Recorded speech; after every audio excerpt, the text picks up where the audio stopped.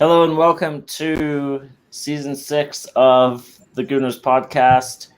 Mike, Yes. what's the point in this anymore? I'm full in Wrexham AFC now. How dare you? They're now below Sutton United. I watched proper football league team. Wrexham. I watched all of Ryan Reynolds' rom-coms this weekend. I'm going all in. Are you going to take another video of yourself in the shower with pizza? I mean, because that was, I think the last time we were on a stretch like this, you thought that would be a great idea. Shower pizza's not good.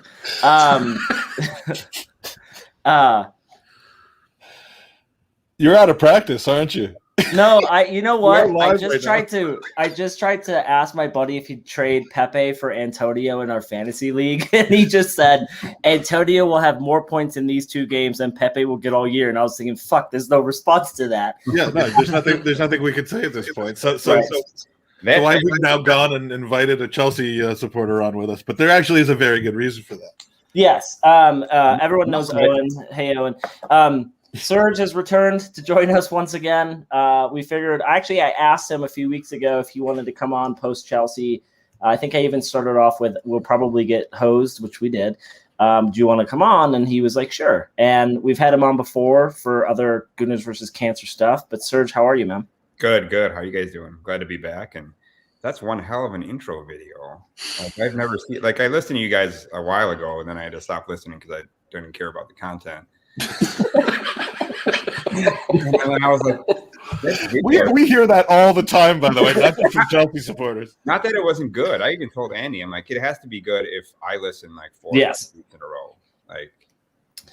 That's actually going to be our tagline. I stopped listening because the content. I tuned in for the I tuned in for the intro video and I stopped watching for the content. Yeah, I had basically done the little baby job on Andy's intro from last season, which was fantastic. And I took it and just chopped and changed it a little bit with updated pictures and stuff. And then Andy just comes and blows mine away with this masterpiece of his. It's a minute long, but I mean, what else are you going to do for a minute that's any better than watch that video? Yeah, that's great. Yeah, but it's great because there was so many of our listeners were always guessing. We had these, stupid excuses as to why Andy was on this sabbatical and we hadn't really seen him in a while. And now we are took him 6 months to create the fruits of his labor. It's like you know how they say animated movies or animated comic books like for every minute of film it takes a month to use. That must have been that was it.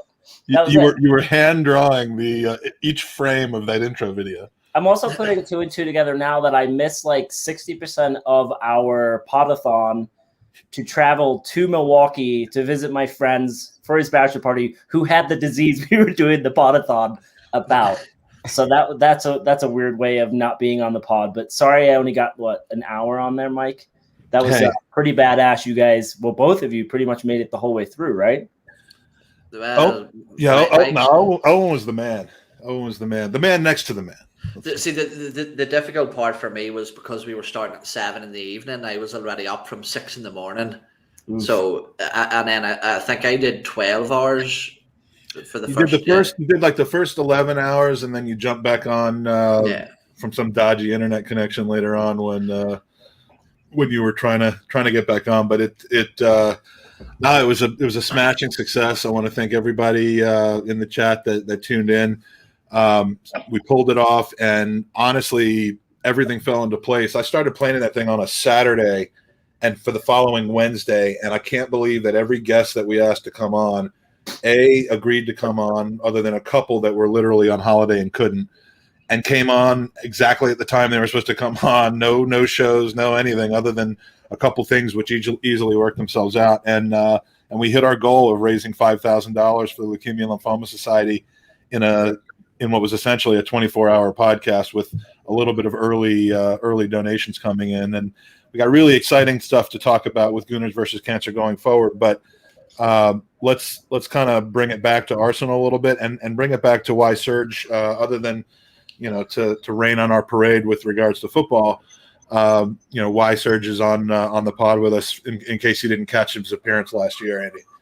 Right. So, Serge, do everyone a favor, because most people, and I think you'll probably echo this, most people in America, when they see someone as a Chelsea supporter, have the reaction of bandwagon. I was actually at a park this weekend, and I saw a guy in a Liverpool shirt. I was like, oh, it's nice. Did they drop the bandwagon off in the parking lot? And he just started laughing. And then I saw another guy whose son was wearing a Crystal Palace shirt.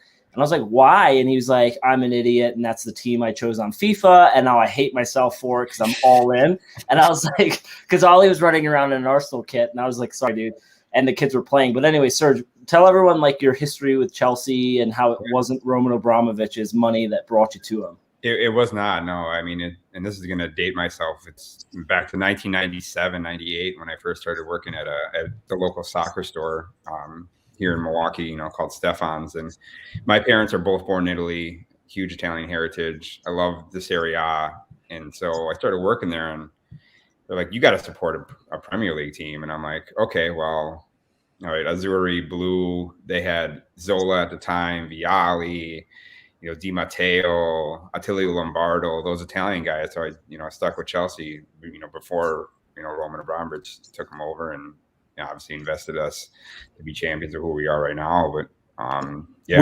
Were you like, I don't like this whole new money situation. I'm losing my love for the club that I grew up with. I mean, I'm going to jump off and find a team like Arsenal who doesn't spend anything. Well, no, I was anymore, but I mean, like 3 or 4 of my closest friends are Arsenal supporters, including Andy. So they gave me enough shit the entire time for me to be like, yeah, I understand it, but I'm not gonna jump ship, or nor do I care that much, because it's the way that football was going at the time and all that kind of stuff. So. Well, no, I'm sure it's been great, and if you were a Man City fan in the late '90s or in the '80s or '70s when their best player was Stephen Ireland and like what, Sean Wright Phillips or somebody like that.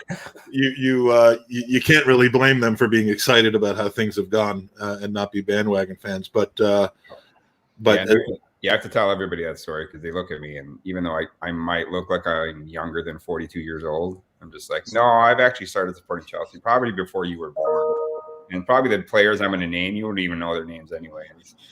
Well, unless they have packed them on FIFA as legends or something like right. that. Yeah, they've probably seen Zola and know who Desai is from the back in the day and that kind of stuff. So. Yeah.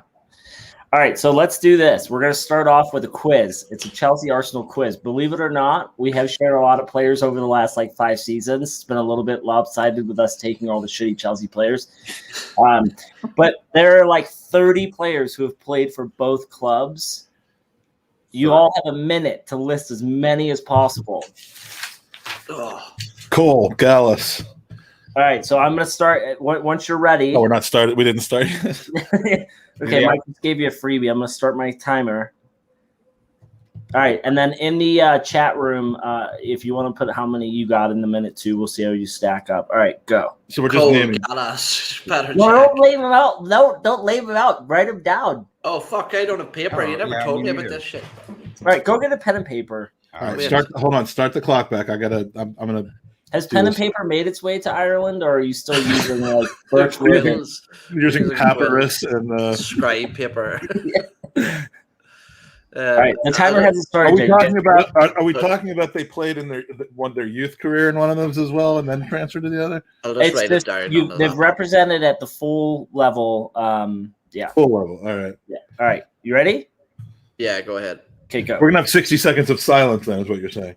Yeah. On the podcast. You should do some talking over the top of us. Okay, so I will talk over to you. Say that we've played a total of 204 games against Chelsea. We have won 79 to their 66. So there's that. And I'm trying to see how many times. Let's see, hold on. The highest attendance at either match was in 2017 at Wembley with 88,000. No, sorry, 2009. And they have way more European honors than we do, and we have way more domestic honors than them. Oh, man. Although we lead the honor count 47 to 31. You told me we could have played a video that was going to last a minute, but you didn't do that. All right, I think. All right, we are at a minute. I've got as many as I can. All right. It's like I'm gonna be far behind, mainly because I'm not old AF like Mike. So, all right, Mike, how many did you get? I got like 20. Serge, how many did you get? God, I didn't write 1, 2, 3, 4, 5, 6, 7, 8, 8 or 9. Okay, and then Owen, how many did you get? 1, 2, 3, 4, 5, 6, 7, 8, 9. Okay, Mike, you list yours off. Owen and Serge keep a checkbox next to him, and then if there's anyone he missed that you have, we'll throw them in. I'm not going to read all 30 to you guys because that's going to be ridiculous. Because they date back to 1896. So that's where I started from 1896, and then just kind of went forward from there. That was like your 10th birthday. All right, go. Mike. Starting from my favorite to my least favorite. No, Willian. David Luiz, Ashley Cole, William Gallas, Giroud, Petr Cech. We can't leave out the Jew, Yossi Benayoun. I thought nobody was going to get that one. I mean, you didn't think I was going to get that one? I thought nobody was going to get that one. Georgie Graham. Actually, played for Chelsea, I think, at one point. Yep. Let's see. We got Anelka. Yep. Pains me to say this, but Rocky Rocastle. Yep. Did I say Cole already? Yep. Fabregas. Petit. Graham Ricks. Yep. Did you just Google the list? Are you just reading off the list? No. Diarra, and then reading Google search. I estimated 20, but after last Diarra, I'm at something of a loss. All right. Ed, did you guys have anyone in addition to that? No. I think the big one that you were missing in there, Mike, was George Graham. Played for both Chelsea and Arsenal, and managed Arsenal as well. I didn't miss that though. I said it. Oh, you did? Oh, yeah. Okay. Well, fuck you, man. Fuck you. As no one always says, fuck you. Well, anyway, that was a really shitty quiz that we started off the pod with. But believe it or not, there are more players that went Arsenal to Chelsea than Chelsea to Arsenal. But yeah, because we've been better than they are for the vast majority. I mean, like they would go there after they were no longer good enough for Arsenal. Now the switch is they come to us and they're really shit when they join us. So really, who are we getting next, Sergio? Can't wait to sign Aspilicueta in 20. Who's the worst, most oldestest player on Chelsea, and how can we sign them to a 5-year contract on bumper money? Yeah, Oscar's going to come next year. Yeah. I'm also really excited for Kepa to take over for Leno next season as well. The thing is, we'll pay the $72 million because they never lose money on players. We'll pay. No. So, all right, let's jump to the match. I know hindsight's 2020. But for as stacked as a team as Chelsea is, we should not have started with anything other than 3 at the back. I mean, for me, like we made COVID popular back in March of 2020, and like we basically stopped global football. Are we trying to do that again now? Because half of our team has COVID, and is it just a ruse so we don't actually have to play because we're that bad? But like, Serge, you look at okay, you were licking your lips going into this, but then when you see the Arsenal lineup, what is your first thought? Like, because I predicted we were going to lose 6-1. I mean, I was thinking obviously an easy Chelsea win, and that was stemming from what you guys showed last week.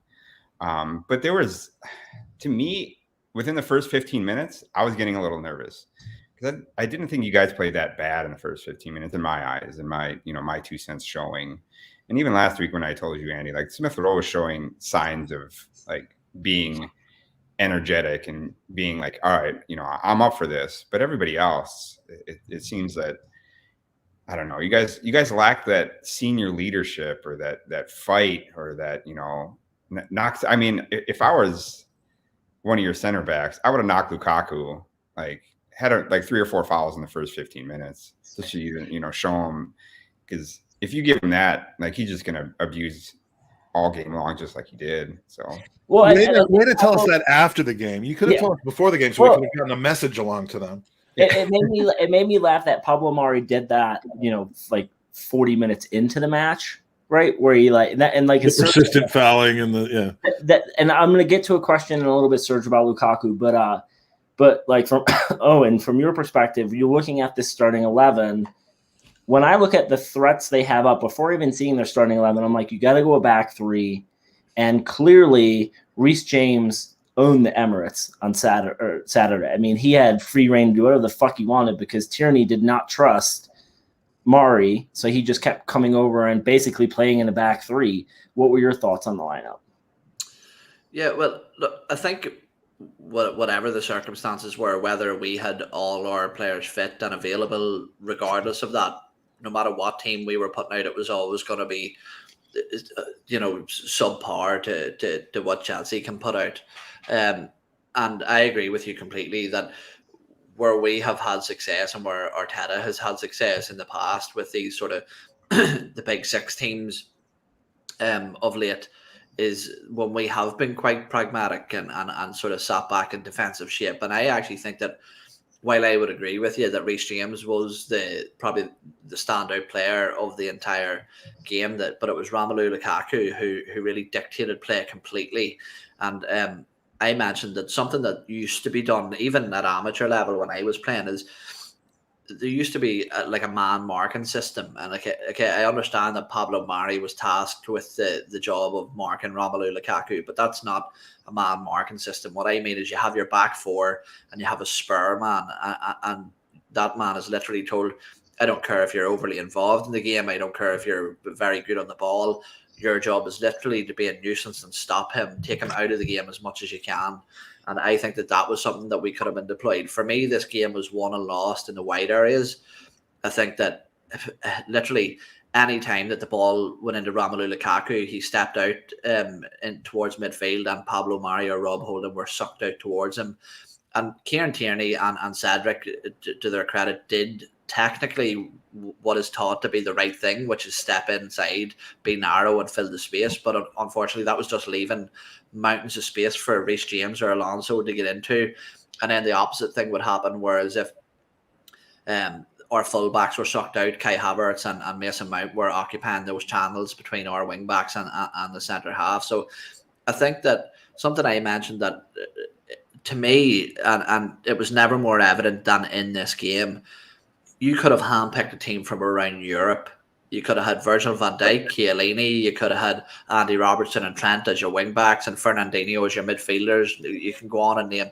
With the instructions that were given to these players, we were never going to win. It doesn't matter who they were, and that's why I can't really single out anybody, apart from maybe Pablo Mari for having quite a poor game, because I think that the instructions that were sent out with those players meant they were always fighting an uphill battle. You take in, for example, Kieran Tierney looked to be struggling that left-hand side. That is because our only attacking outlet is like a fucking 5-year-old playing FIFA, where it's spam the ball out to Tierney and cross into nobody that's there.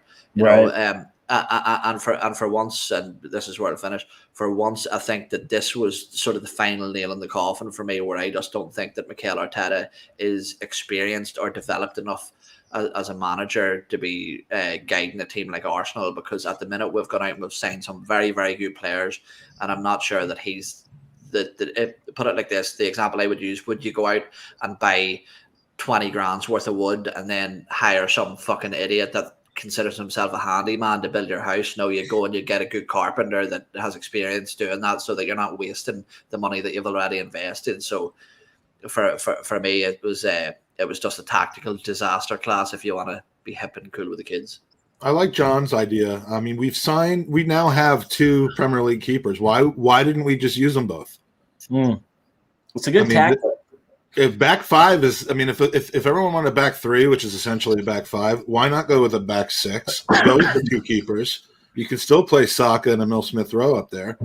I mean, this team is it's bereft of any type of creativity. So. I mean, you know, I even if you had to put in Ben White, I still think Lukaku. He's the reason I went into a back 3 is because it mitigates him just being in the game, because you can essentially man mark him and keep someone close enough to him without losing your shape. Or you can try to. But what bothers me with Mari, and we've seen him play well, is the preseason match against Tottenham. He fell over right as they were scoring. The first goal against Brentford, he fell over while they were scoring.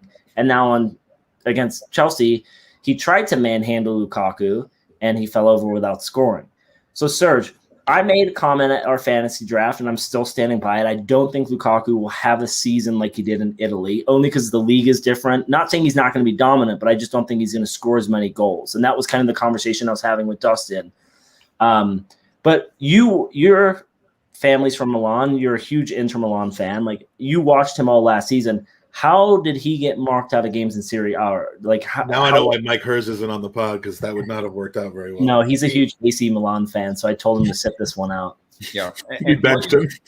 What you have to do with Lukaku, and that's why I think you guys played Lukaku exactly how he wants teams to play him, right? Unless you sit two center holding midfielders to deny what Kovacic and Jorginho and Havertz, when he dropped by, like, they were just feeding him in wide open spaces. So then when he goes onto the ball, he has those people, and he did it for Inter last year with Barella and Sensi and Brozovic, and that's why Reece James yesterday was Hakimi for Inter Milan last year, and that's how he got all those assists and all those goals. And exactly, they played the system like Tuchel played the system how Conte exactly plays it, where he has those two midfielders, were Havertz and Mount, that came in the middle, and then that sucked out those two wing backs, and that's how he left Alonso and Reece James wide open. So, like, to Pablo Mari's defense, like, to me, you can't give him the responsibility, like, you're going to hold Lukaku by yourself, and you're not going to get that much help, and that just leaves him out on an island. That's too much for him. Like, if you have a Virgil van Dijk or a bigger center back that has higher quality, and I'm no offense to him, but like, he's not going to do that job for you. So far this season, with the full preseason, if you want to call it that, I mean, they ended up playing games even though they didn't go to Orlando.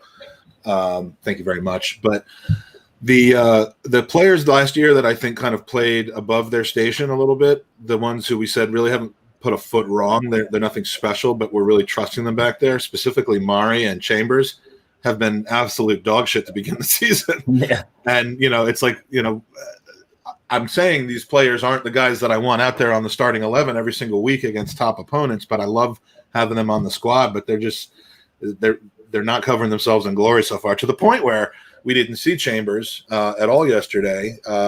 You'd almost like to think that Cedric starting in front of him at right back is a sign of Arteta maybe being a little less structured and a little bit more cognizant of having a bad week. So that would be a good sign. Obviously, you'd like to have someone other than Cedric pull that position, but did you look at that as being like recognition that that Chambers was just 100%. We have four right backs without an actual right back, right? Because we got a dude who doesn't want to be here in Bellerin, and then Chambers is makeshift. I don't know why Chambers didn't start centrally over Mari, because Mari has shown that he's not like. We'll see that next week. Dude's what?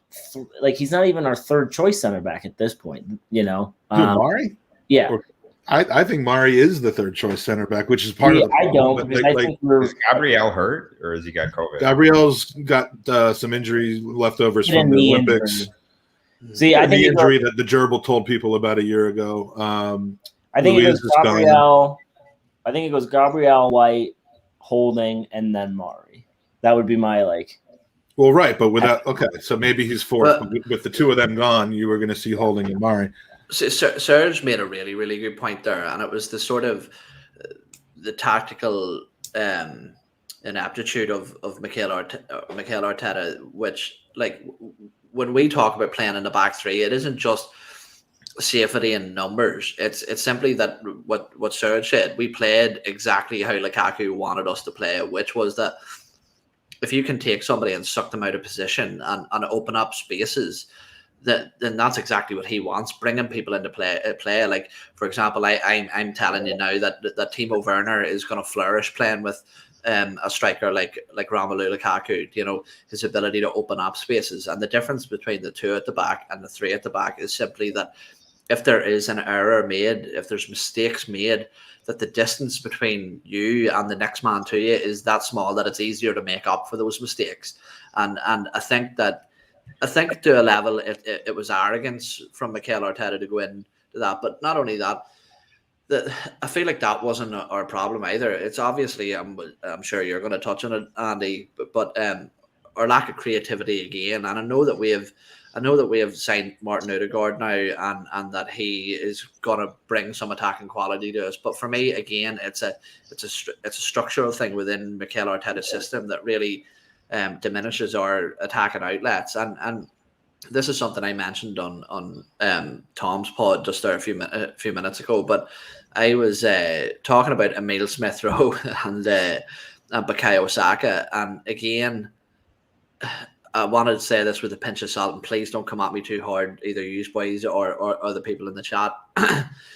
But I think that we need to realise the pressure that we are putting on our young players. You know, Emile Smith-Rowe, Bukayo Saka, Gabriel Martinelli. If you look at these players, their statistical output isn't that of a top echelon player for one of the top teams. It's not even really that of a top, one of the players at the likes of John McGinn at Aston Villa in terms of statistical output. And while statistical output doesn't mean everything, you can have players like Jordan Henderson at Liverpool who can dictate a game and yet not have much of a statistical output, but you can't have 11 of them. You can have one or two or three, but when you can't have 4, 5, 6 of them, and for me, that's maybe where we need to pull the brakes on having such high expectations of our young players as well. So what happened then? In the Arsenal locker room, like the young guys that you guys have, who is like the veteran that they can go to that is both on the pitch and in the locker room? Like, and you guys spend like the most money in the Premier League, but like if you guys, I think, would sign that veteran. I mean, we have Azpilicueta. He's been there for years. I think why Xhaka's teams and the Mason Mounts and the young guys that we got coming up in the Hudson-Odoi, they all went to those guys and had them in their squad. I think last season it was Luiz, and listen, right? Like Mike's laughing, but I look at it in two molds. I'm looking at player versus because he just arrived from Chelsea, and he's the guy that our young players go to. Yeah, but I look at this season. It's actually Mason Mount. They go to Mason Mount for advice. No, they're actually going to Azpilicueta, knowing that he's going to be our captain next year. But no, I think you look at it versus leadership versus player, and I think David Luiz 2 years when he came to us, and then I think Xhaka, and again, he's not Arsenal's problem. I hate that he's the scapegoat, and I don't think he's good enough, but he's not the problem. But I think he's the leader they go to. But the problem, Sergeant, you pointed to it earlier, we don't have that player on the pitch who gets furious when a goal, like the first goal against Brentford that we scored, Leno was at fault because it was near post. I think I turned to you and been like, that's awful keeping. But the shot should never have gotten off. So whilst Leno's probably mad at himself, there's no one with balls on this team who turns around the players and bitches them out, right? Like back in the day, and I've said it before, like Tony Adams would have bitched out 3 players and then turned around to Seaman being like, what the fuck are you doing? That's your near post. And Seaman would have been bitching back to those players. And we don't have that at Arsenal, right? No, everyone just holds their hand up and looks around and hopes. And there's like, he was offside. Well, no, the play started at the halfway line, you fucking idiots, right? And if you don't have that player on the field, you got to have that manager. Like exactly. And I go back to Antonio Conte, who's like, if you ever watch him on the sideline, he never shuts up and he never stays still, and he's instructing his players and yelling at them. Because Inter didn't have that last year. We had Lukaku and Brozovic and a couple of the center backs like Skriniar, and then Handanovic was our captain, but like, I don't see Arteta getting into your players, and I don't see like you guys having that hard nose get into some few challenges in the beginning. I mean, that second goal, we had Alonso and Havertz with a given goal, and it's just like nobody's even, like Cedric didn't get, like he didn't even want a challenge. He kind of backed off a couple steps, and it's just like that. I mean, I loved it that it happened, but that should never happen. No, it shouldn't. I aspire for one day to be able to have these podcasts and talk about like with incredulous like how is it possible that Arsenal was able to do that? Like, what kind of defending was that? I mean, we've just never in 5 years had that discussion. No, Mike, and it will happen because I'll recount this, right? So I remember like 6 years ago, I went to an Avs Capitals game where you guys beat us like 6-0, and I turned to my buddy who had season tickets with me, and I went, "Someday we're going to be this good," and now we are. So like, you haven't won the cup, but it'll eventually happen. But Serge, I'm going to jump to Conte like right away because there's a lot of people saying that if we do sack Arteta, which I don't think will happen, we'll get to that in a minute, he's more than likely the candidate who would step in. Tell us a little bit about him because he's managed a bunch of teams you love. Mm-hmm. So, A, would you hate it if he came to Arsenal, or do you think he's that manager that Arsenal particularly need at this point? I would absolutely hate it. Yeah. But is he the manager that we need at this point? And would he come here? Like, why would he come here, I guess is the question. Yeah, I mean, I don't know if he would come there. I mean, he loves England. He loves London. That I know for sure, not for sure. That's what I read. I know right now he's on a beach in Portofino from his Instagram. I love Portofino. It is fantastic.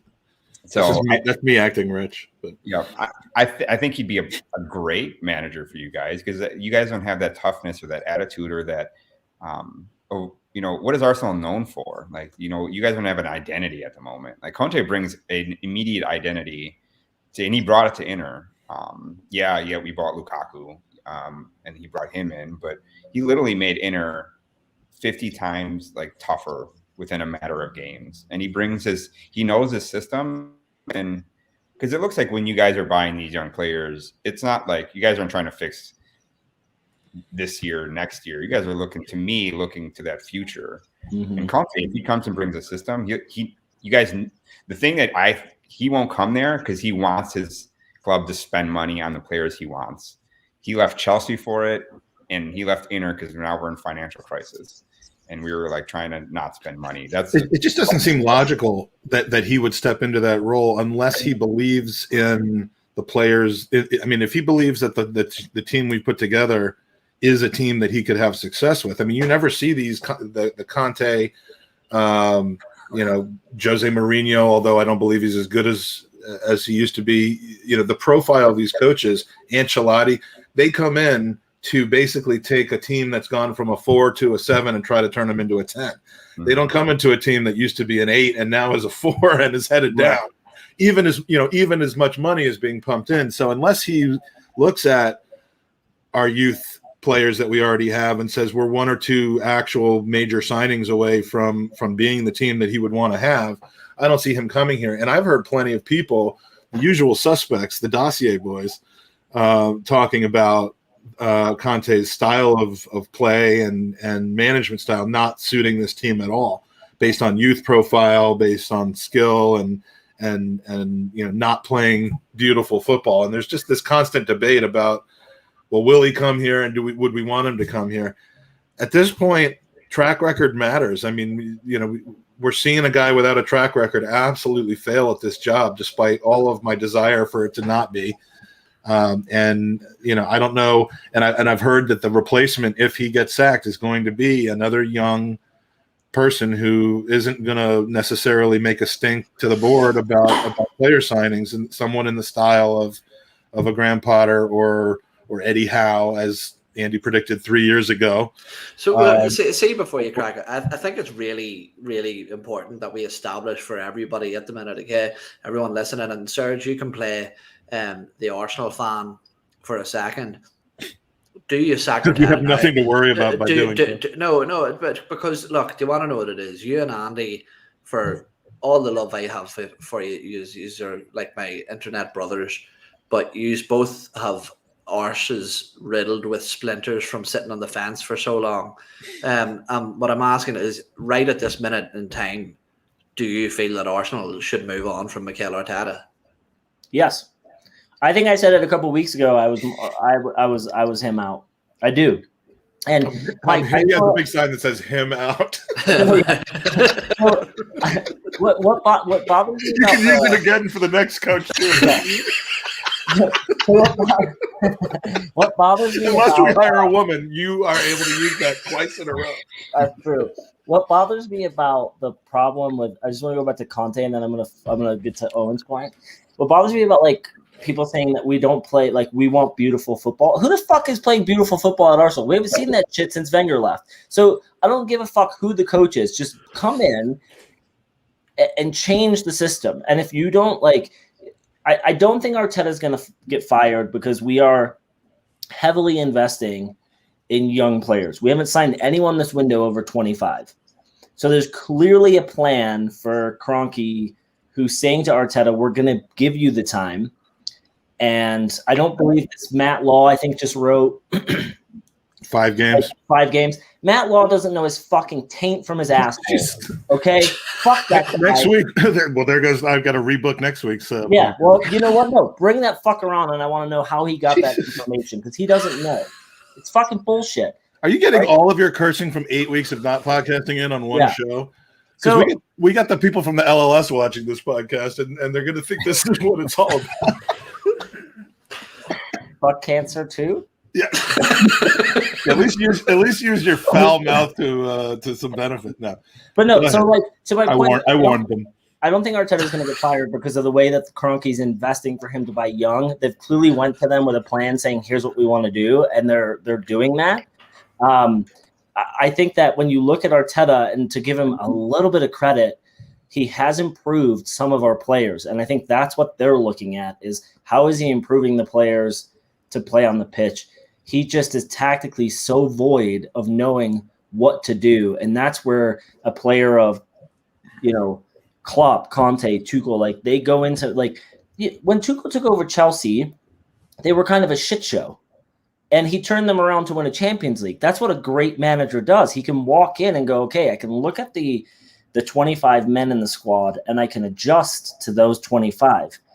And he's looked at that, which was a good team, and just said, here's what we need to do. So I don't know, Mike, I'm Arteta out, but it's not going to happen. So I don't know why we're beating the dead horse over, because it's not going to happen. I think Owen wanted to hear Serge's viewpoint on it was where the question I think was originally set. Like imagine you're an Arsenal supporter.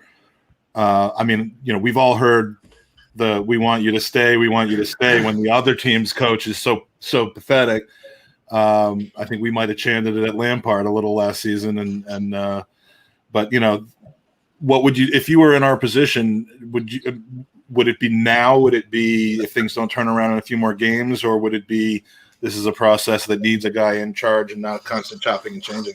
I mean, in all honesty, I would say a few games, just given the situation of 9 players being out, but literally not more than 2 or 3 games, to be honest. But like, what point of the season do you look and say, hey, we need to qualify for Europe this year, because qualifying for Europe draws in players, because no players are going to go to Arsenal and say, hey, I'm not going to play in Europe next season, right?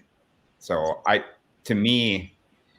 but unless they're like Ben White and Martin Odegaard with no ambition, apparently. But yeah, I mean, we're not going to be able to make the big splash to a player who's playing in Europe now and is going to go to a team that isn't going to play in Europe. So, let me ask you this, because Chelsea obviously recycle managers more than any other team in the Premier League, and outside looking in, you're like, well, that stability kind of sucks. But then when you look at all the trophies you've won, I mean, clearly that's a system that works. Yeah. So would you prefer? Do you like the cycle of coaches that come in and out, or would you prefer that long-term coach who's still successful but stays with the club long-term? It's a system that works because of the money. Let's make that clear. It's not always a system that works because of the chopping and changing. It's a system that works at a club that's owned by an Abramovich. Yeah, I was very upset last year when it happened to Lampard.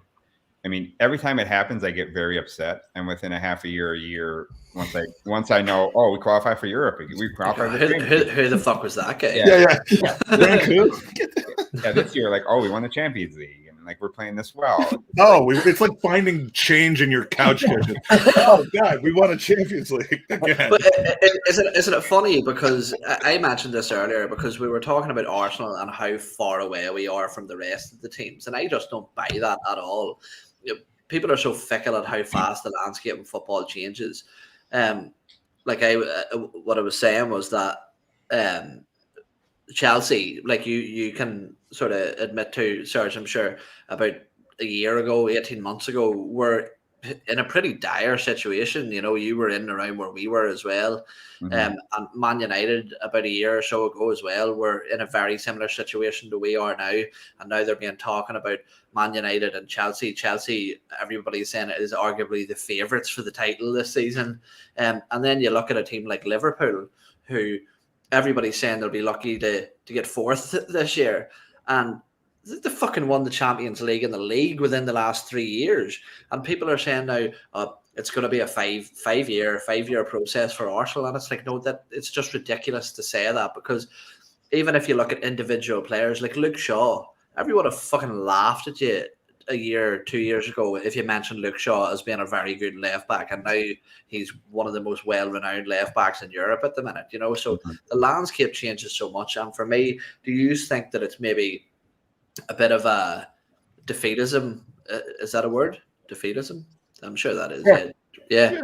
It's a new word. Fucking put it in the dictionary. Maybe it's defeatism to turn around and just make that excuse that this is going to take longer because it suits the agenda maybe that you're following, if you know what I mean, the process. Yeah, I mean, to me, if you look at Liverpool, they gave Klopp, 2 or 3 years, but they also spent every year, to buy players in. Same with Ole Gunnar at Man U. I totally forgot what the question was because I was trying to think of an answer. No, what I'm trying. Do I feel defeated like when Lampard got sacked last year?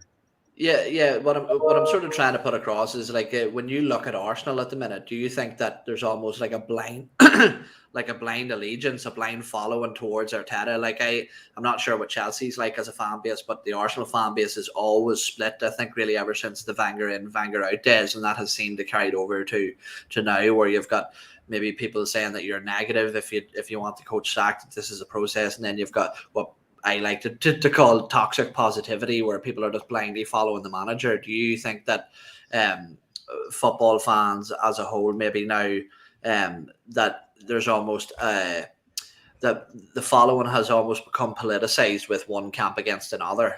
Yeah, absolutely. 100%.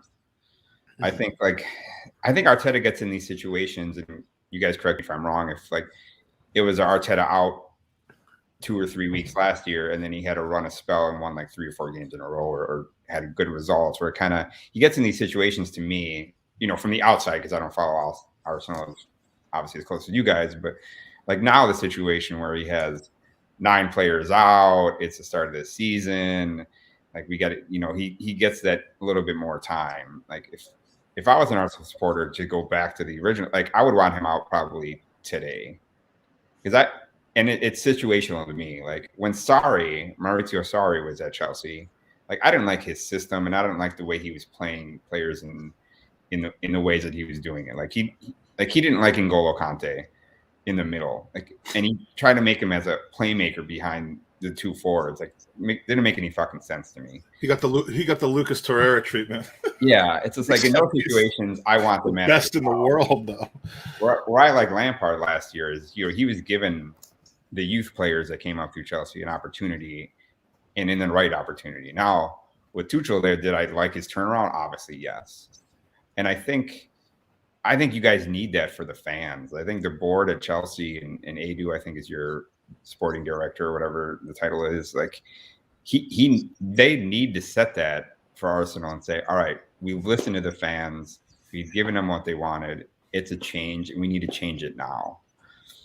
Is how I'm feeling. Yeah, and I'm not an Arsenal supporter. The in-out thing is, it really comes down to 2 different planes of argument. One is about the coach and his capabilities, and whether you believe he can turn it around or not.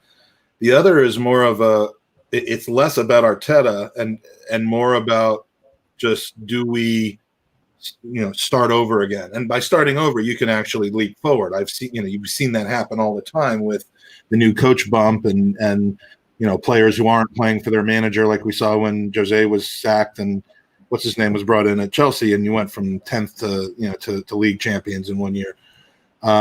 We see that happen, but for me, Arteta doesn't seem capable of pulling out of this, but I also just definitely and desperately want him to. Yep. So I'm not Arteta out because I think that Arteta is the best man to lead us forward. It's just because I just really want things to line back up, and I don't want to be holding this sandwich board or wearing the sandwich board or the sign that's just calling for some guy to lose his job. I mean, that's a weak argument. You can call me a fence sitter if you want. I've been that. You can call me, toxically positive, or you can call me any of a number of body parts that aren't pleasant to be called. I just wish that we weren't in the situation, and so it makes it hard for me to just call for the guy's head. But things are not trending in the right direction. And trust me, at some point, just as I was right before we played Chelsea on Boxing Day last year, I will reach that tipping point where I'm ready ready for change to happen, not fearful of what lies behind it. And I'm getting darn close again. But the change is impossible to win at the beginning of the season, though. The change isn't coming, though, because you wouldn't invest 125 million pounds in such young players and then turn around to a Conte, for example, and be like, well, no, we're not giving you 125 million pounds because we've already spent these players. And if the Cronkies really were invested in winning now, they would have invested that 125 a lot differently. They would have put maybe 50 million into Ben White. I don't know, but you would throw way more money into different areas of the pitch. Now, I will say Lukonga's been pretty fucking impressive in the 3 or 4 games I've seen him play. As a central midfielder, he does look like that player we've been missing. And I think when Partey comes back, he probably partners with him and Xhaka gets moved to the bench. I don't know. He's really having kind of the mirror image to Guendouzi's career as it started here, where he was bought for the future and he just was stuck in right away and impressed. Right. Now, and then kind of leveled off and regressed a little bit and turned into a jackass. Yeah.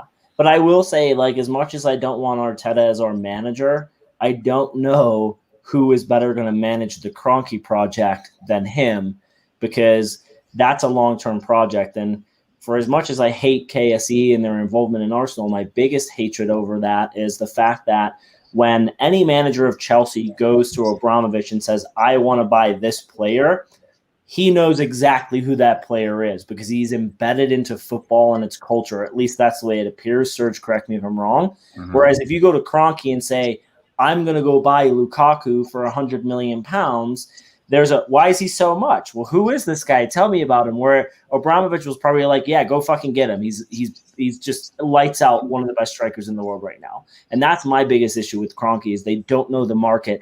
And whilst you're putting that pressure on Edu and Arteta to have that, your owner needs to be there as well to turn around and go, Pepe for 76 million pounds? This just doesn't seem realistic or good because... Yeah, Raul, how much of that goes to you again? 30 million? Okay. Here's a question. Speaking with the Kroenkes and how long this is going to be, I mean, I think you're right in that they're building a team and an age profile and a contract profile, meaning, how long we have some of these guys tied down for, and finally getting out of the wages. I mean, hopefully getting rid of Willian and the people that we've already gotten rid of. I'd have to agree that that's set up to make us really, really competitive 2 years from now, not now. But how many more years, going on our 6th now or 7th, of not having Champions League or even Europa League money, do you think that they have budgeted into this project? Because, if they're really not building, if this is them not building for this year to be top 4, but to be top 4 next year or the year after, I mean, then our financials are going to look horrendous again for even with fans coming back. I mean, will they though? Because we're shedding a lot of the players who make top earnings, right? I mean, we're bringing in the younger players. So I think honestly, their financial model is shifting more to how do we stay even with just Premier League revenue rather than the European. And I think that means you shed, like we've just seen reports, Willian's probably on his way out to Brazil. I don't know if you saw that, Serge, but it looks like he's going to go to, is it Corinthians? Is that what I read? Yeah, it's Corinthians. Mm-hmm. Yeah. But I don't know, Mike, you're more the financial guy, but that's the way I look at it is they're bringing in these younger players on smaller contracts. We've shed so much money the last year. And that's another thing too we got to think about. Arteta's job is getting rid of a lot of this dead weight, which has been really hard to do. Well, guess what's going to happen in I don't know if it's 1 year or 2 years, certainly within the next 3 years. I think, and chat, correct me if I'm wrong because I'm not looking this up right now. Emirates is going to have a stadium deal to renegotiate, and probably a shirt sponsor deal, and Adidas is going to be coming up for renewal, and all of those things. And are you going to get top 4 money like we have in the past for those things when we've been 8th 4 seasons in a row by that point? We'll be JCPenney Stadium, sponsored by Joma. I think Gooners versus Cancer might actually be able to sponsor the team. I don't think we have heard Owen's response to is it Arteta in or Arteta out. Oh, because he's out. Okay. Yeah. No, look, and I've stated before, I like him as a person. He seems really, really likable. He came in with a set of values that I think the club definitely needed. It's just that I think at this moment in time, is he cultured enough as a manager? I don't doubt that he's a very good coach, but as a manager, I'm just not sure he's up to the level that we need. And you think of the names that a lot of people throw about: Antonio Conte, Rafa Benitez, some people suggesting as well Roberto Mancini, all experienced hands who I still think would struggle with this job, and I just don't think that Mikel Arteta is suited. But the analogy that I used earlier on was that now I don't blame Arteta at this point in time. Now I blame KSE and the board, because the analogy I used was that if I hired a painter and decorator to come into my house and do every room in the house, and after the first room he made an absolute balls of the first room, and I turned around to him and said, "That's fine, mate, keep going. Whose fault's it if the whole house turns out to shit?" Sergio, are you noticing a trend with his analogies? Oh yeah. They're all like construction based home I'm building. a man's man. I'm a fucking man's man. Okay. Whereas Andy's like, if my pedicurist comes in and the first 2 toes she does fall off, am I going to allow her to do the following 8? Yeah, dude. Or the following 7 in your case. I hope that didn't. Like Owen's talking all big and shit. You know what? I bet that motherfucker takes 3 months to put an IKEA cabinet together. That pool table took like 8 months to show up behind him. Yeah. So real fast before we get on to the Gooners versus Cancer thing, I said it for weeks. You fuckers didn't listen. I said Madison was a smokescreen all along for Odegaard. I got ridiculed by said he was a smoke show, but well, he is a smoke show too. But the Dossier boys told me I didn't know what I was talking about, and Wayne was so far up the Bell's ass he could speak out of his mouth. And here we are with confirmation that we never even put in a bid for him. We didn't even knock on the door. Well, it's confirmation from Brendan Rodgers, who has been known to say things because for his own benefit. So take that with a grain of salt. But Bell in the mud, it's never a problem for me. Yeah. Mm-hmm. All right. So anyway, there a question there? What do you guys? All right. When are you guys predicting Arteta going to be out? Let's get back to that. Yeah. I don't know. I can't drop this. I think he could. Well, I think he should be. If we, I mean, the game against Spurs on the 26th of September is massive because we will. Now let's just go and assume that we don't get anything out of the game at Etihad next weekend. Let's say we even get through the second round of the League Cup, which we've never had to play in before in the last 20 years. But if we're in the Premier League, and I think that would be our 6th game, if we come out of that on 3 points, which is very possible, 4 points, maybe even 6 points if we beat the 2 teams that we should beat, but we don't get anything against Tottenham at home, I think he's got to go at that moment. I think you have to sack a coach who has a poor start, or as Owen says, a poor start, and loses to Tottenham at home. Mm-hmm. That's when he should go. If it's just kind of mediocre and we get a point, we get a couple more points, then I probably think it'll go until November or until he's lost the dressing room, which I worry is starting to happen. I have a feeling that he will get fired the day after Patrick Vieira gets fired from Palace, because then we can turn around and hire Vieira as our new manager, and the cycle starts again. And they get relegated. However, it's going to be really hard most of the fans don't know who Patrick Vieira is because they all came with Ozil. So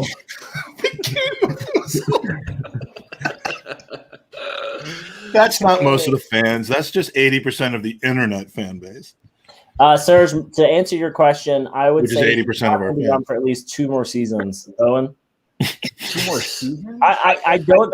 That's not his desire. That's what. Kroenke's not going to fire dude. It's not one my season- Desire. Trust me, So if I could fire him tomorrow, I would. But it's not One what the season in the Kroenke Premier do. League and 1 season in Championship? Dude, the Kroenke, like Josh only knows we lost on Saturday because he was there to see it. Mhm. Otherwise, he would have been clueless the season had even started. I don't think he's called his dad yet to tell him because he's like, really Dad, I was embarrassed. here. Just be excited. Still That's all I'm gonna preseason, Dad. Don't worry about it. Yeah, no. Here's a bit of a caveat to that question. When do I think he'll be sacked? I would say before Christmas. But a question. But that would be kind of short-sighted because after Christmas, he's like the second best manager in the Premier League. And Why would you fire him right before the good part? Here's a better Owen, question please be for you. respectful of our Jewish member and not just say before Christmas. Hanukkah. Yeah, thank you. Yeah, sorry, Mike. I'm ready. I'm feverishly looking up when Hanukkah is this year because it might be the same time. The big thing in Italy, when they start the Serie A season and they know a coach is not going to last long, they always say, and I'll say it in Italian, non si mangia la panettone. That means he's not going to eat the panettone because the panettone is the Christmas dessert. Oh, I can barely speak English, Serge. I'm not going to Can you say that again, but use pantalones instead of panettone? No, the question I was going to ask you is say in modern day football, right? When a manager comes under such scrutiny, like for example, Mikel Arteta is now, is it salvageable? Is he able to pull it back in, or is it a case of it doesn't matter what he does now, the next heavy defeat or the next 2 or 3 bad results in a row that the fans just say, oh, fuck this guy, we need to get him out? Is, we've got quite a culture now in 2021 where once people have this idea, they really stick to it and they sort of don't hold back until they see it out. Do you think that he'll be able to pull it back at any stage of his career? Anyone? Michael? No. No. No. Sorry, I was looking up Vegas odds to see who's the first manager to get sacked. Oh, Arteta's the odds-on favorite, isn't he not? But the good thing for us though is in third spot's Patrick Vieira. So like our new manager is going to come in real fucking quick after. Yeah, the carousel is going to happen. You guys can continue the Arsenal Chelsea thing. You can go after maybe Lampard or Terry. I think just got done at Villa. I know they won't do it for sure. I'd rather have who was it? Who was he? Avram Grant. Bring back Yossi Benayoun, sack Arteta on Hanukkah, and bring those 2 guys in. And you've renewed my allegiance for another 30 years if you do that. Yeah, I think he has to be gone in the next few weeks. Like, not that I really don't. I hope he stays next 5 years. Yeah, no, why wouldn't you? Why wouldn't you? Hanukkah does start very early this year, so if Arteta's holding on until Hanukkah, he's got to make. Dude, you're gonna celebrate Thanksgiving and Hanukkah at the same time? There was a time and I won't get into how the calendar works because it's based like on a lunar calendar, and I think it works the same with Islamic holidays. But yeah, Hanukkah was so early one night; it was actually on Thanksgiving. Like the first night of Hanukkah was the same night as Thanksgiving, which was, didn't really affect me because I don't give a shit. But yeah. So anyway, it's a November Hanukkah this year. So everybody get your presents for me early, and thank you. We did have a question from Mark up in Green Bay, who asked a very good question, which is a question I can't believe we're asking. How crucial is it for Arteta to win in the League Cup second round game on Wednesday? Now, the second round was always the one like I would look at and say, oh, which Wrexham which Premier League teams play each other or could possibly lose and not even be in the cup by the time we get in. Now we're in that round, and instead of getting the Rochdales and the Sutton Uniteds of the world, even though they lost, we got West Brom, which is like essentially a Premier League team, kind of. And but they're not. I know, but they're like they were, and they're kind of. But they're not though. They're like in the top 25, okay. But we lose this game, and it's like panic stations, and we've got, and I think we talked about this a little bit on the open mic pod yesterday, although I had many a beer. Do we go with a full strength lineup, or do you start to see a lot of U23s for that game? Because we got City on Saturday. No, the league has to be complete priority. I know that it will sort of start a cascade of bombardment towards Mikel Arteta about his job, him being stripped of his job. But look, for me, is West Brom going to put out the full side? Maybe, I'm not sure. Do we have it within our reserves to beat West Brom with the second string team? You'd like to think so for a club the size of Arsenal, that we would. The only thing that could maybe play into it is the absentees we still have through injuries and COVID and stuff like that could maybe cause a bit of a stir. But man, it's really difficult to look and see where the next win is coming from, because, as you said, the natural sort of thing that you would say is that we're going to rest all our senior players really and put out the reserve team, if you like, towards to face West Brom in this cup game. But if he loses that and then goes in and loses the City, and then is it Norwich after that? After the international break, yeah. Yeah.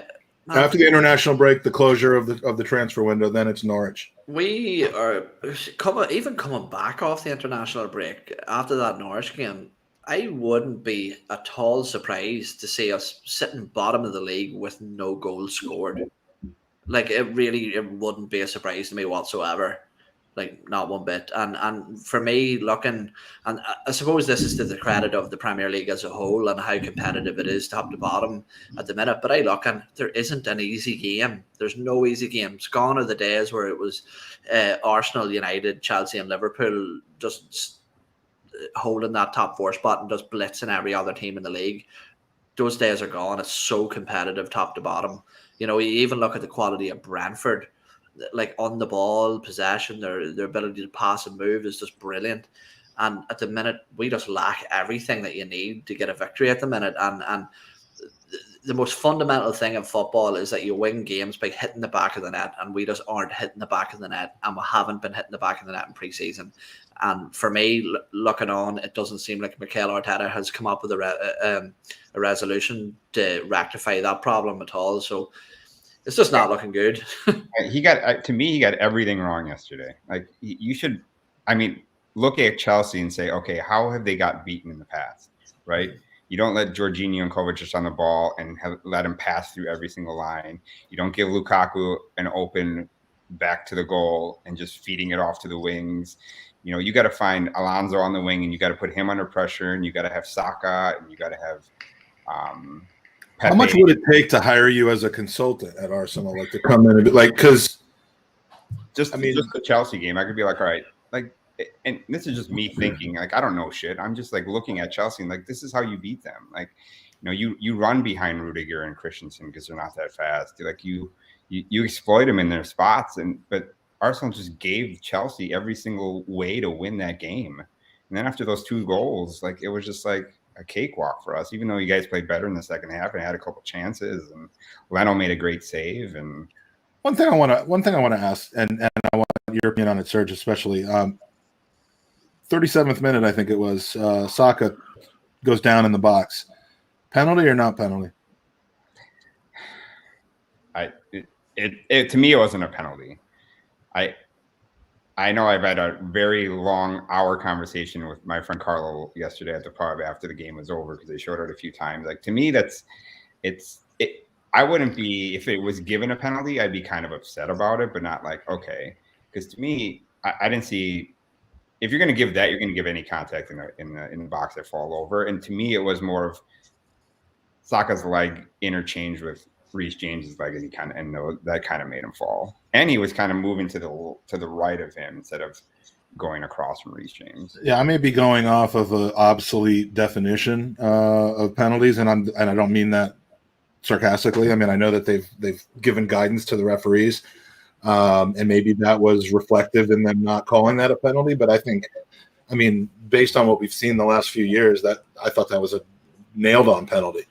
And after VAR, they didn't call it, other than the fact that VAR knew who the team was that would have benefited from it, and therefore, But see, there has been, I think, an active effort from the officials this year to bring physicality back into the league, because we can all admit as well that in years past, especially over maybe the last 2 seasons, that it's been ridiculous that what penalties have been given for like micro touches.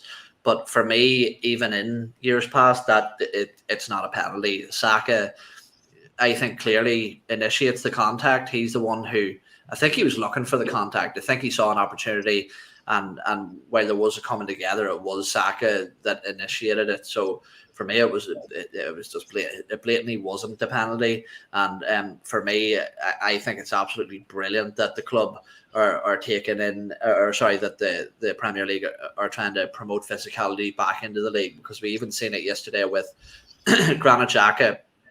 Wins a lot of free kicks doing it, but as a football fan looking on, it doesn't matter if it's my own team, I just don't like it. Is he looks for contact on his back and he drops and holds the ball, and he'd done that for the first time yesterday, and the referee blew it up and gave a free kick for the handball, and the Chelsea gave the free kick to Chelsea. So I'm loving this physicality coming back into the league and the changes that they're making. Let's hope it goes the other way, though, because I mean, the first time, Andy. Well, that's what I was about to say. Like the only problem I have with it is another referee on another game will call that a penalty, and so the consistency across the league is where I have the issue. And we've seen it with VAR in the past, where like early kickoff there'll be a foul, and then in the evening match the same foul occurs, and there's 2 different calls. And it's like, no, there needs to be a consistency, and I've said it all along. Like there needs to be one official who checks all the VAR matches for that weekend, so they know, like, oh, in the Southampton Arsenal game, this just happened in the Chelsea Man United game, we got to call it the same way. So I thought it was a penalty at first. When you go into slow motion, it didn't look that way. But my problem is the consistency across the league. Is we'll see something this weekend where we can all go back to it, including Serge as a Chelsea supporter, and go, well, hold on a second, that was the same thing, and it will be called a penalty, right? So that's what I want, is the consistency. But I agree with Owen. Like, bring back the physicality, because that's what's bothered me the most. These players are fucking sissies. Yeah. Well, all right. So just quick summary there. Andy and I, it was a penalty, proper Arsenal. Serge and Owen, no penalty, and obviously not Arsenal supporters. There's a theme. No, there's a theme again. Manly men. This too.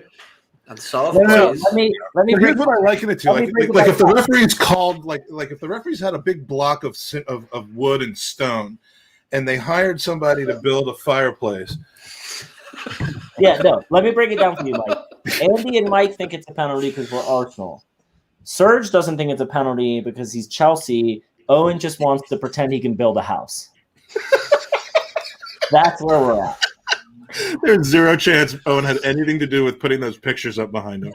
Yeah. because they're perfectly alive. Let's hear who really put those photos up. He hired someone. They started with 3. They were shit. He sacked that person and hired somebody else to pick up. It isn't. No, I got my uncle to do it, and it's because I'm like vertically challenged to stand at a little bit of a tilt. So my vertically challenged is what most. Is that what an Irish person is called now? Vertically challenged. And all Italians do. I don't know.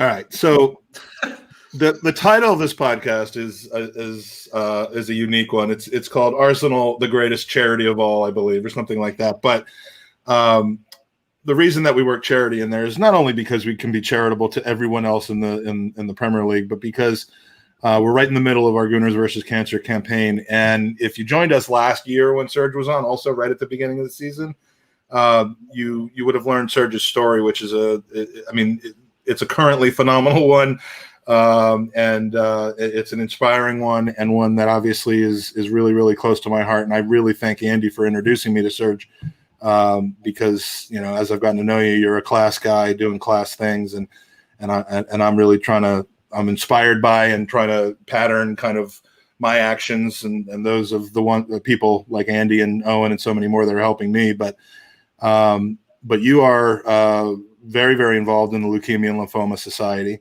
Yep. And if you would just kind of tell everyone in chat kind of, your story, your background, how you became involved. Yeah. So 2016, I was diagnosed with stage 4 Hodgkin's lymphoma. And so it's like everything that you hear about is, 12 rounds of chemotherapy, and it was absolutely awful, and it was life-changing and all that kind of stuff. So that, let alone that. And you're 37 at the time, right? Yeah, 37, completely healthy, playing in 2 football leagues, playing basketball, and I just, suddenly it just turned on a dime. Like, and it's a disease that I asked 100 questions, like what led to me getting this cancer? Because there's other cancers, like if I smoked a lot and I got lung cancer, obviously that makes sense. Or if I got liver cancer because I'm an alcoholic for 35 years and all that kind of things. But this is a disease that just springs on people. Like it's just, and it's very popular in the younger ages, and that's why LLS is just an amazing organization that they do a lot with children and just finding a cure for this disease. Not only finding cures, it's just finding treatments and helping, patients and get through everything that's difficult about being, from the beginning of hearing the word, I have cancer or you have cancer.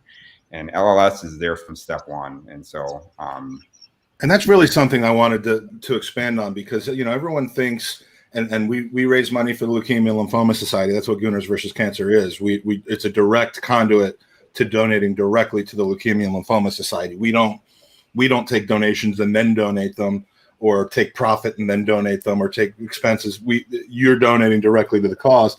And, we all assume that charities like, Susan B. Komen for breast cancer and Leukemia and Lymphoma Society for blood cancers are just pouring all that money into research to try to cure the disease. And they are, but a substantial amount of their work and their effort goes to supporting families. And that's, when my father was ill, we weren't really touched by the Leukemia and Lymphoma Society. We didn't know anything about it. We were so focused on his treatment and kind of the hospice and end of life stuff that we dealt with. But, tell us how they really make a difference for those, while you're living and while your loved ones are dealing with it, because, unfortunately, that's a situation that a lot of people find themselves in. Yeah. And like I was saying before, like it comes on a dime, where you're just diagnosed and you're given that diagnosis, and you're like, you have so many questions, like, where did this come from? How do I deal with this? And the thing that I used immediately, LLS, was as a resource center, and they're just amazing, either finding. And I'm blessed enough to have a family and friends like Andy and everybody as that support group, but not everybody in the entire world has a support group that they can go to immediately. So LLS is that support group that they have forums, they have chats, they have emails, any way you want to interact with them. To use them as a support system is amazing. And they work directly with whatever hospital you're dealing with. Like the Freighter Medical Hospital here in Wisconsin, they work directly and very close with LLS, and it's just it's life-changing. It's I should better say it's life-saving at that moment for many people, and children especially. Children, they're just starting their life and they're just getting to know how life is, and LLS is there to provide them gifts and support and entertainment and that kind of stuff, and just a way out. And they're just they're unbelievable. And just like you said, Mike, you directly go, you donate to LLS, and they use 100% of the money that they get towards everything that they do. It's not one of those that's like, hey, we use half of it for this and 50% for that, or 20% for that. It's just, I can't say enough about LLS, and that's why last year I got involved. And I don't know if, Mike, you want me to touch on? No, I'd love, because you have done some amazing things and has been noticed, and believe me, I'm striving for the same thing, not for the recognition, but just because it would mean that we've really accomplished something. But please, Serge is Man of the Year, so let's talk about it. Yeah, so one of my friends, Nick, was involved in kind of fundraising and for the LLS Man of the Year campaign. So every year they donate in each big metropolitan city in the United States and say, hey, we're going to have a Man and Woman of the Year contest where you get nominated, like 5 women, 5 men, and they try to raise as much money as possible, and the winner gets crowned Man or Woman of the Year. And so 2 years ago or 3 years ago, one of my friends said, hey, Serge, we know your story. Would you want to come to the LLS banquet that we have each year for that? And so I went to his banquet. The event was amazing. They raised all this money. by the time I left there and I told people my story, I had 15 people nominate me, and LLS was on the spot. We're like, yeah, you're one of the 5 spots to be man of the year next year. I'm like, okay. And so I did, gracefully said yes right away. And then last year was the start of the campaign, literally a week before COVID started raining terror on this entire earth. And then it was like, okay, how are we going to do this?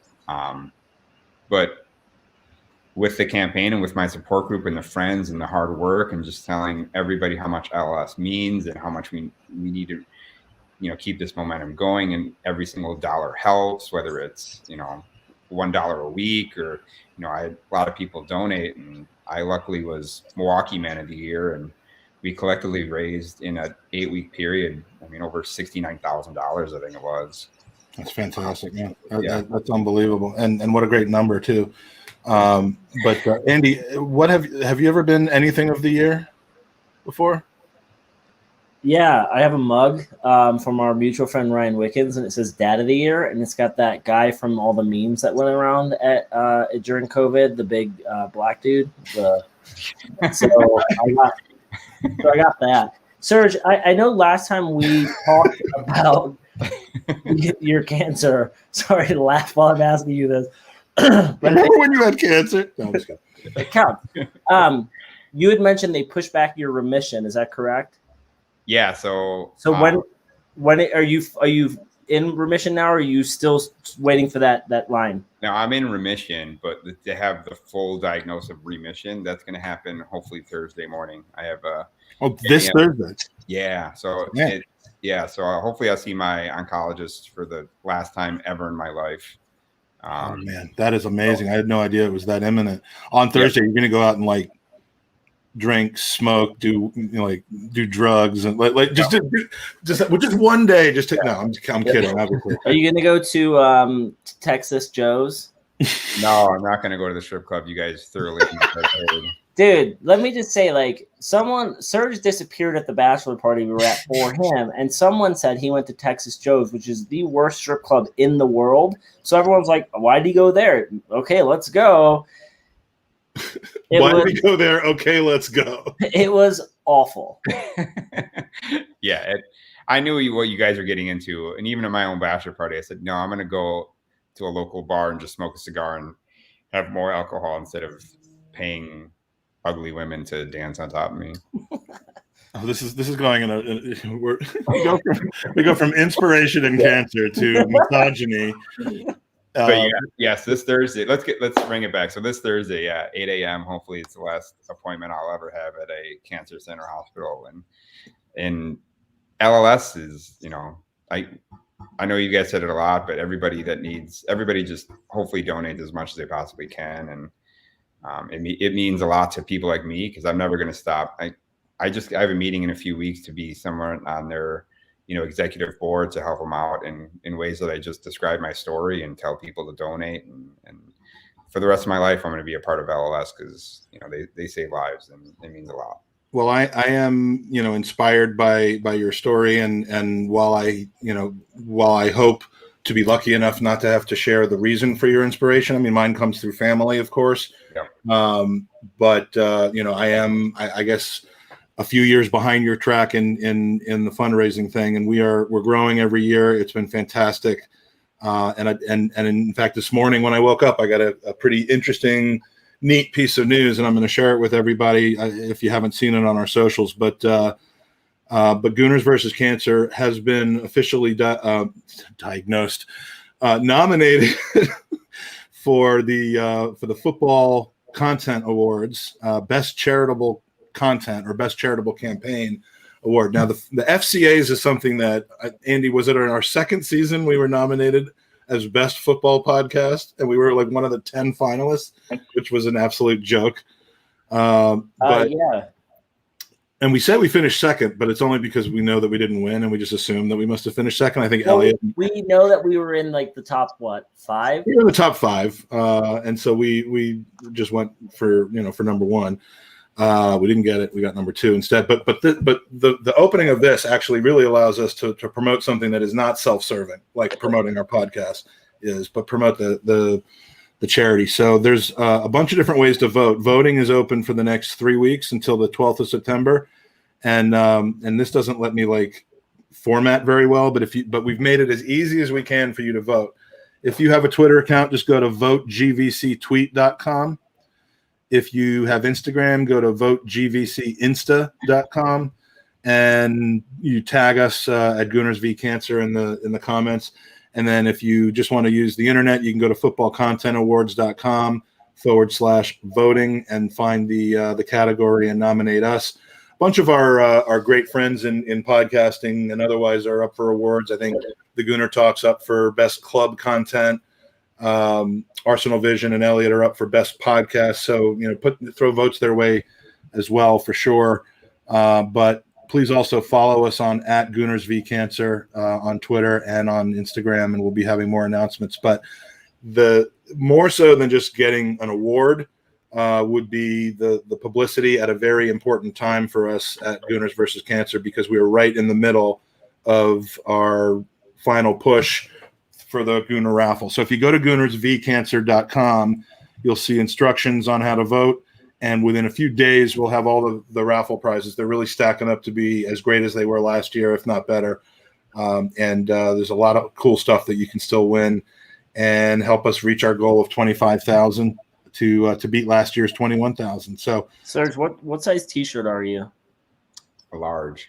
Let's get him one of these Gooners versus Cancer T-shirts. Yeah, absolutely. Because he'll have to wear it, and it's going to say Gooners on it. Oh, that's what you want to do. Well, will you wear it? I'll wear it to work out, or I can just. Hey, that's enough. That's fine. Even if you use it to clean something with it, it's still being used. Yeah, we'll get you one of those. And frankly, I also want to say thank you for your support, because you have. Ever since you've known about it, you've been a donor as well as a big supporter of it, and so again, we appreciate you coming on, sharing your story and your top football knowledge. You're cuckolding all of us both footballistically and with your poise and knowledge about the game. We're just runners up in every category to you at this point. But I'm starting to feel bad for all of my Arsenal friends. Like watching that second half with my best man Carlo, who is an Arsenal supporter, like a couple times I'm like, oh, that wasn't that bad. Yeah, like feeling sorry. And we don't want that necessarily. I appreciate it, but like that's like rubbing our face. I mean, and I'm not saying for you. It's just we were our pub shares a home base status with Chelsea supporters, so it was 50-50 in supporters yesterday. But they were just not even. They were like nice. They weren't giving us crap anymore, and that's when you know that we're just not rivals anymore. Like it was as though we had showed up to support Crystal Palace, and they gave us a beating, and they were just like, "Well, they're suffering enough. We're not going to give it large to them any worse." So, thanks to everyone also in the chat. The names I'm seeing on here have almost all donated to Gooners versus Cancer, played a part in some way, shape, or form already. So again, we appreciate your support. We couldn't do it without you guys, and so that's that. And as has been said a lot on social media lately, when Arsenal's going like this, you kind of have to bury your focus and your mental and emotional energy into the positives. And the positives are that we're trying to do good things. We have friendships and established relationships all over the world. And if there's nothing else to be happy about relating to Arsenal, let's at least be happy about that. And I'm coming over. I'm coming home. Owen's coming to visit Andy. We go up. Can I just make a prediction about our visit? Yeah. Yes. Mike, you've been drawn into a couple trips this year based off of COVID. I know that something's going to happen where you're not going to be able to get back, and I hope. You just want to be on the record saying "I told you so." No. I'm just saying you have the worst luck imaginable, and I'm just telling you now to set your expectations. Ride the wave of low expectations. So when you, so you're not saying I'm not going to be able to go. You're saying I'm not going to be able to come back. I'm not saying you're going to go. Yeah. Yeah. I've got a spare room. You can look after my daughter while we're at work, and you can, and do you have to build that room right now for him to stay in it? This is a great idea. He can sleep here. He can sleep on the pool table. Well, if I paid someone to start building that room and they screwed it up halfway through, then John Smith also putting in something which I wanted to make sure to publicize as well. John has Smythe, very recent, very good friend of the podcast. Was at the Chelsea game, shared that with us yesterday. He says, when you come to the UK in October, my charity team at NSK_Dons, aka the Donuts, will be up for a fundraising match against the GVC team. They raise funds, I believe, and I'm sorry if I get this wrong, but they're helping to raise funds to get defibrillators in locations like schools and football pitches and stuff. And again, John, correct me if I don't have that exactly right. But that's a charity that's been important to John for some time. And, there's room for multiple charities. Arsenal Vision is doing a charity fundraiser soon for the Arsenal Foundation, and we'll be talking about that. They've been huge supporters of ours. We want to return the favor as well. So, besides Arsenal being the greatest charitable organization of all, there are many others that are great to support, and it is Smythe. Sorry about that. I asked him yesterday, and I don't remember the answer because I was at the pub. Anything else anyone wants to get to before we go? No. Thanks, Serge. Appreciate it. Yeah, pleasure to meet you, Serge. And I don't know whether this is a Catholic thing or an Irish thing, but we've got a tradition over here where old women light candles for people. And I'll get my ma to light a candle for you on Thursday, mate. I hope all goes well. Yeah, thank you. I appreciate that. No worries at all. Yeah, buddy. you guys are great. I mean, no, if she lights the candle and it burns down the house, do you sack her and bring in a new aunt? Or do you wait 5 or 6 weeks? I thought it was going to be another building analogy. It's a good analogy. Leave me alone. It kind of was. He's got to go build the church to put the candle in. Andy, where can we find you besides Wales, apparently, where Wrexham is located? Oh, yeah, that's my new team now. You're supporting the same team, I believe, that Mike Dean supports. Wasn't that Wrexham? I don't know. No, that's Rectum. You're thinking. Hey, Serge. Wrexham. Mike, I know you're catching up on it, so I won't spoil her. But Serge, you're caught up on Ted Lasso, right? yes. So you got the Wrexham. You saw the Wrexham part of the show. The last week's show. Yeah. It's No. Mike, stop. So it doesn't ruin anything. But did you catch the Wrexham reference in there? Mm-mm. So they made a comment about how they got a bid from Wrexham, but because it came from Ryan Reynolds, they didn't know if it was a joke or not, right? So Reynolds responded on Instagram to Apple Plus, being like it was really funny, but he's basically like, you have a cease and desist letter unless you send me a box of those cookies that everyone keeps eating.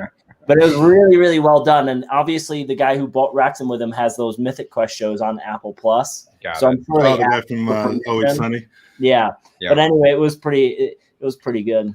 I thought you were going to spoil it there and tell me that Bruce Willis dies at the end of Sixth Sense. Oh, and Ted Lasso's dad died in a car accident. See, I knew you were going to go there. All right. And Owen, where are you building something where we can come see it near us? Oh, and you are coming. It's official. I'm coming. Oh yeah. Not right now, but I know some establishments in London that need renovation. Owen's actually been brought in to build safe standing at the Emirates. Yeah, I feel like this is a racist thing, with the Irish building everywhere they go. Is that what this is? Everyone noticed that your first 3 analogies were the same kind of thing. It has nothing to do with a man's man. Well, actually, you do have something coming up, don't you? Oh, I do. Yeah, I've got a charity football match this Sunday. Yeah, for Gooners v Cancer, which is going to be terrible in terms of quality of football, but it'll be funny in terms of watching a lot of fat men run about that are extremely unfit. Are you going to record some of it for us? Yeah, please.